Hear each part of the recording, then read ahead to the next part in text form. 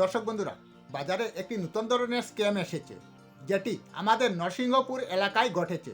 প্রথমে স্ক্যামটি কিভাবে হতে পারে তা বলছি। আপনারা হয়তো হঠাৎ হোয়াটসঅ্যাপ খুলে দেখবেন আপনাদের রিলেটিভ কেউ আপনাকে একটি কিউআর কোড পাঠাচ্ছে আর বলছে যে আমার পয়সার প্রয়োজন আছে, এটাতে 1000, 2000 বা 3000 টাকা পাঠান।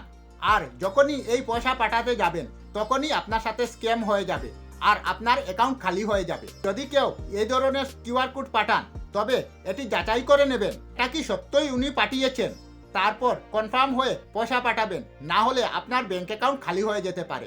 এই কথাটি কেন বলছি এখন আমি আপনাদেরকে বলছি।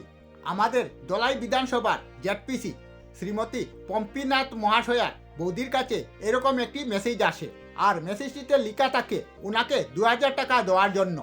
আবার মেসেজটি উনার একটি রিলেটিভের কাছ থেকে আসে আর মেসেজটি হিন্দিতে থাকায় উনি উনাকে ফোন করে জিজ্ঞাসা করেন উনার কি পয়সার দরকার আছে, উনি কি সত্যই কিউআর কোড পাঠিয়েছেন। তখন উনার রিলেটিভ উনাকে বলে যে ইনি তো এ ধরনের কোনো কিছু পাঠাননি। তখন তিনি বুঝে গেলেন যে উনার হোয়াটসঅ্যাপ হ্যাক হয়ে গেছে, তাই উনার কাছে যার যার নম্বর সেভ ছিল হ্যাকাররা তাদেরও নাম্বার পেয়ে গেছে। যদি এ ধরনের কোনো মেসেজ আপনাদের কাছে আসে তবে এর সত্যতা যাচাই করে পয়সা সেন্ড করবেন, না হলে ব্যাংক অ্যাকাউন্ট খালি হয়ে যেতে পারে।